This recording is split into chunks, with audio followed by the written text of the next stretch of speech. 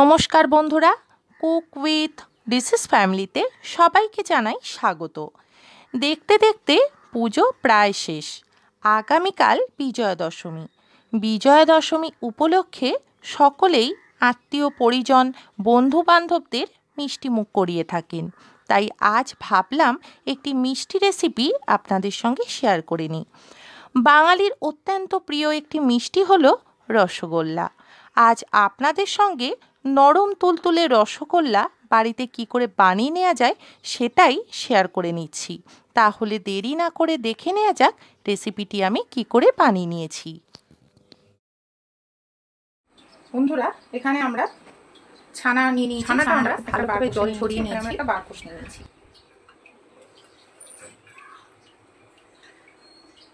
এখানে আমরা হাফ লিটারের একটু কম দুধ নিয়ে ছানা তৈরি করে নিয়েছিলাম। আপনারা আপনাদের পরিমাণ মতো ছানা তৈরি করবেন। আমি খুব বেশি মিষ্টি বানাবো না, সেইখানে অল্প একটু ছানা নিয়ে নিয়েছি। ছানাটা মেখে নেওয়ার আগে আমরা চিনির রস তৈরি করে নেওয়ার জন্য এখানে আমরা একটা কড়া নিয়ে নিয়েছি। এবারে আমরা গ্যাসটা জ্বেলে নেব।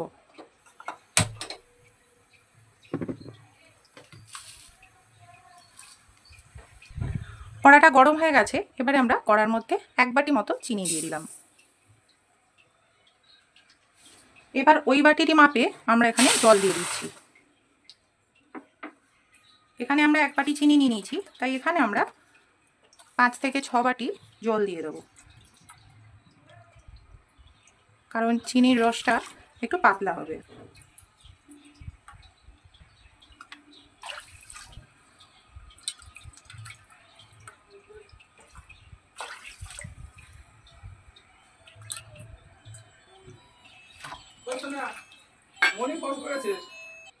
জলটা আমরা দিয়ে দিয়েছি। এবারে আমরা ঢাকা দিয়ে চিনির রসটা ফুটতে দেব।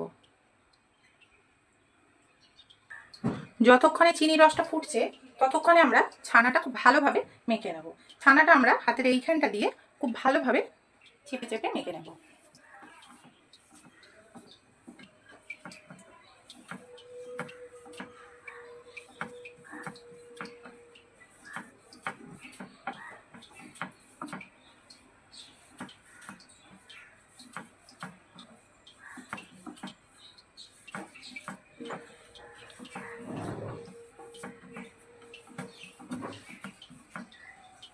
আমার এখানে বারকোশ ছিল বলে আমি বারকোশে ছানাটা মেখে নিচ্ছি।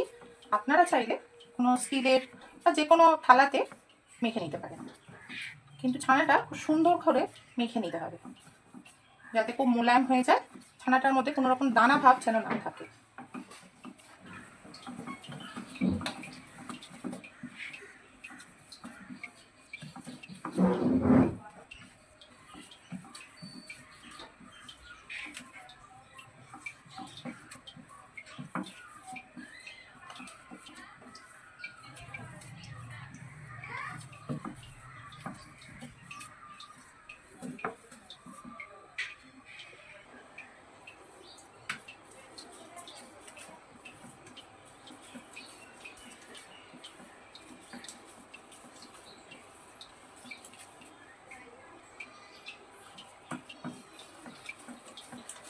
ছানাটা আমাদের খুব ভালোভাবে মেখে নেওয়া হয়ে গেছে। দেখতেই পাচ্ছেন কতটা স্মুথভাবে মাখা হয়েছে।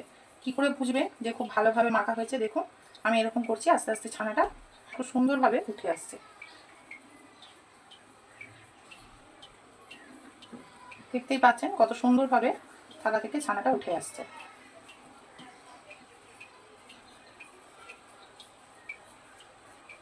আমি এখানে ছানার মধ্যে কিন্তু কোনো রকম সুজি, ময়দা বা কিছু ব্যবহার করিনি।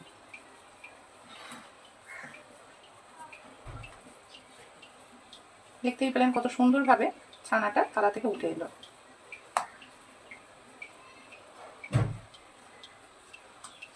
এবারে আমরা ছানাটা থেকে বল তৈরি করে নেব।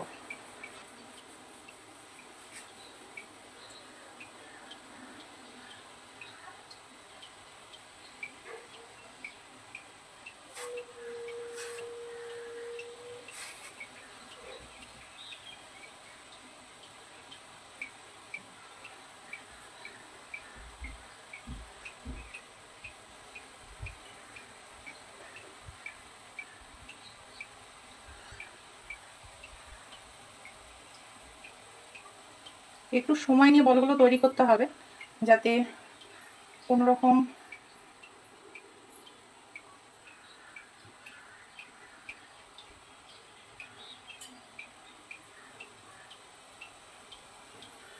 দেখুন বন্ধুরা, বলটা কত সুন্দর তৈরি হয়ে গেছে। এইভাবে আমরা সবকটা বল তৈরি করে নেব। একটু সময় নিয়ে বলগুলো তৈরি করে নিতে হবে, যাতে বলের গায়ে কোনো রকমভাবে কোনো কাটা দাগ না থাকে। তাহলে রসগোল্লাগুলো যখন তৈরি হবে চিনির রসে, তখন তাহলে রসগোল্লাগুলো ফেটে যেতে পারে।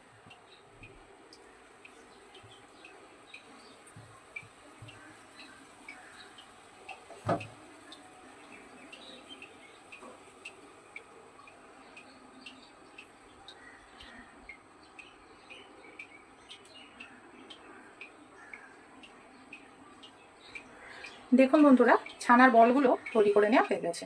আমি যতটা ছানা নিয়েছিলাম তাতে আমার ছানার বলগুলো তৈরি করে নেওয়া হয়ে গেছে। এবার আমরা দেখে নেবো রসটা ফুটেছে কিনা। দেখুন বন্ধুরা, রসটা খুব ভালোভাবে ফুটে উঠেছে। এবারে আমরা এই ছানার বলগুলো রসের মধ্যে দিয়ে দেব। একটা একটা করে দেব, সব একসঙ্গে দেব না।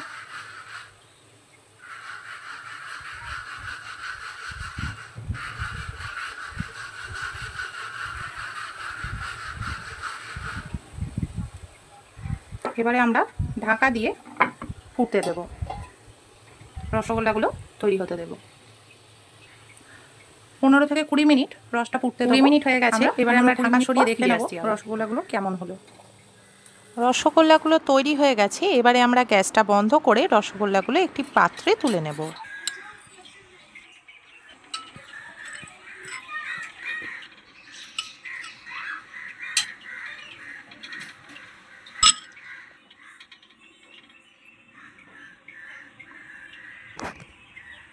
আমাদের স্পঞ্জি রসগোল্লা তৈরি হয়ে গেছে।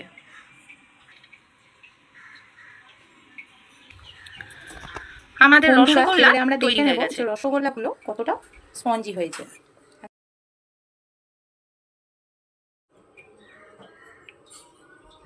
দেখতেই পাচ্ছেন রসগোল্লাগুলো খুব সুন্দর হয়েছে, স্পঞ্জি হয়েছে। এখানে আমরা কোনো রকম ময়দা সুজির ব্যবহার করিনি, এটা পিওর ছানা। রসগোল্লা তৈরি হয়ে গেছে। শুধুমাত্র ছানা দিয়ে কতটা নরম তুলতুলে মিষ্টি তৈরি হয়ে গেছে দেখতেই পেলেন। বন্ধুরা, বিজয়া দশমী উপলক্ষে আপনারাও আপনাদের বাড়িতে রেসিপিটি এইভাবে বানিয়ে দেখবেন। রেসিপিটি ভালো লাগলে ভিডিওটিকে লাইক, কমেন্টস অ্যান্ড শেয়ার করবেন এবং আরও নতুন নতুন রেসিপি পেতে আমাদের এই চ্যানেলটিকে সাবস্ক্রাইব করবেন। সকল বন্ধুদের জানাই অগ্রিম বিজয়া দশমীর অনেক অনেক শুভেচ্ছা ও ভালোবাসা। বড়দের আমার প্রণাম এবং ছোটদের জানাই অনেক অনেক ভালোবাসা। সকলে ভালো থাকবেন, সুস্থ থাকবেন। নমস্কার।